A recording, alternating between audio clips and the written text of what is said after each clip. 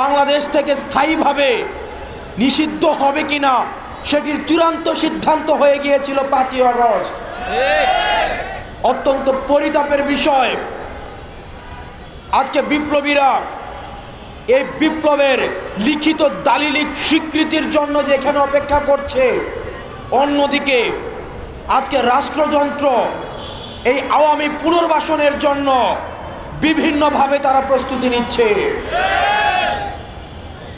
আমরা বিপ্লবী শক্তি আমরা স্পষ্টভাবে জানিয়ে দিতে চাই, আমাদের হারানোর কিছুই নাই। আওয়ামী লীগ বাংলাদেশে পুনর্বাসিত হবে কিনা সেই সিদ্ধান্ত এখন নতুন করে নেওয়ার কিছুই নাই। আওয়ামী লীগ বাংলাদেশের রাজনীতিতে পুনর্বাসিত হবে কিনা সেটার চূড়ান্ত সিদ্ধান্ত হয়ে গিয়েছে 5ই আগস্ট। সুতরাং যারা আবার নতুন করে আওয়ামী রাজনীতির পুনর্লিখন করতে যাচ্ছেন, আপনাদেরকে বলতে চাই, এই বাংলাদেশে আওয়ামী লীগের রাজনীতি পুনর্বাসিত হবে কিনা সেটা এখন প্রাসঙ্গিক আলাপ নয়, বরং আওয়ামী লীগের প্রত্যেকটা নেতাকর্মী ওয়ার্ড থেকে শুরু করে কেন্দ্র পর্যন্ত প্রত্যেকটা নেতাকর্মীকে তাদেরকে বিচারের আওতায় নিয়ে আসতে হবে।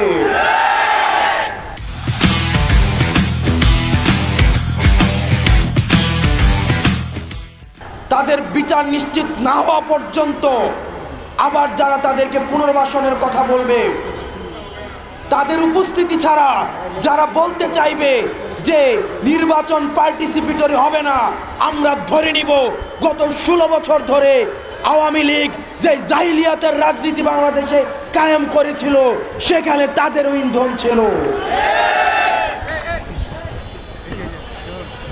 আজকে আমরা তরুণ প্রজন্ম, আমাদেরকে রাস্তায় নেমে আসতে হয়েছে, আমাদেরকে রক্ত দিতে হয়েছে, আমাদেরকে ভয়কে জয় করতে হয়েছে। কারণ আমাদের যে দুর্বৃত্তায়নের রাজনীতির সংস্কৃতি, আমাদের যে প্রতিহিংসার রাজনীতির সংস্কৃতি, সেটি আমাদের তরুণদেরকে আশাহত করেছে যুগের পর যুগ।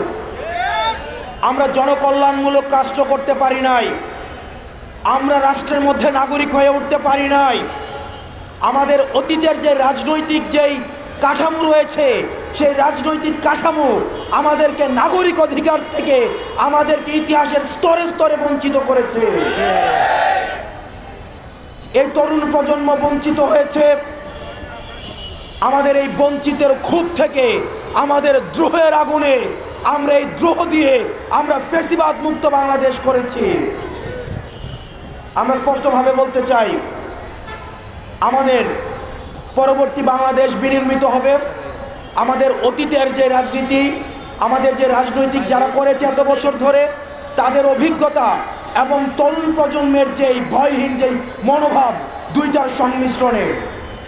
কিন্তু এখানে যদি তরুণদেরকে মাইনাস করার কোনো ধরনের চিন্তা থাকে, এই যে গণ অভ্যুত্থানের একক এজেন্ডা, একক টেন্ডারের এক ধরনের প্রবণতা আমরা দেখতে পাচ্ছি, যদি এটা হয়ে থাকে, যদি এটা মনে করা হয়ে থাকে, এই গণ অভ্যুত্থানে আমরা স্পষ্টভাবে বলতে চাই, এই গণ অভ্যুত্থানে সকল ক্রিয়াশীল রাজনৈতিক যে দলগুলো ছিল, সেগুলো ফ্যাসিবাদ বিরোধী যে রাজনৈতিক দলগুলো ছিল, সেগুলো বৈষম্য বিরোধী ছাত্র আন্দোলনের নেতৃত্বে এসে আমরা এই ফ্যাসিবাদের আমরা সমূল উৎপাটন করেছি।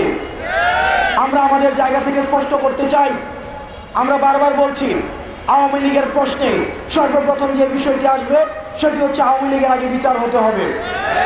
সুতরাং যেসব টকশোজীবী, যেসব মিডিয়া পাড়া, যেসব বিশ্ববিদ্যালয়ের শিক্ষক, যেসব বুদ্ধিজীবী এখন আওয়ামী লীগের মানবাধিকারের জন্য তারা সরব হয়েছেন, আপনারা এই ফ্যাসিবাদকে, এই ফ্যাসিবাদের তেল নুন ঘি খেয়ে আপনারা এতদিন পর্যন্ত আপনারা এই ফ্যাসিবাদকে পৃষ্ঠপোষকতা দিয়েছেন।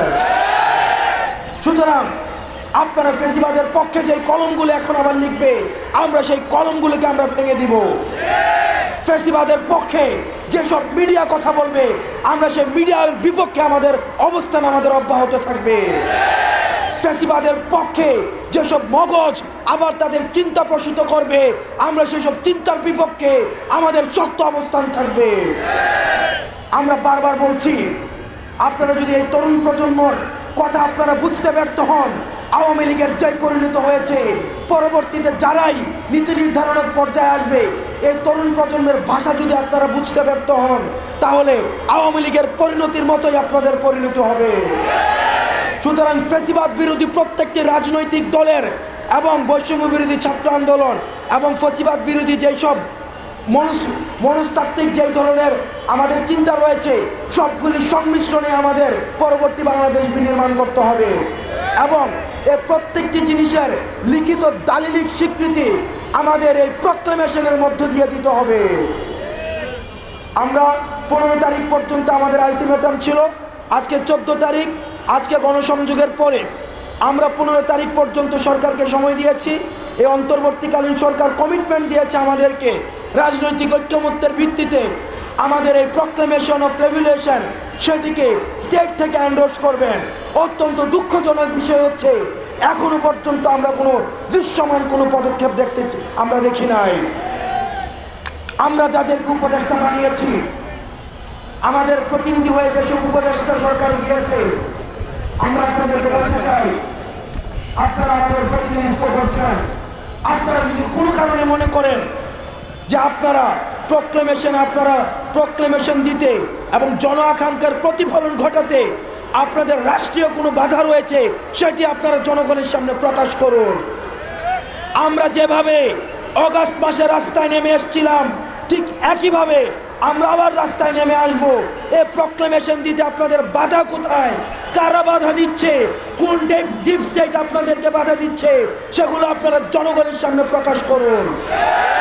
যদি আপনারা সেটিতে ব্যর্থ হন, তাহলে উপদেষ্টার কাতার থেকে আপনারা আবার জনগণের কাতারে নেমে আসুন।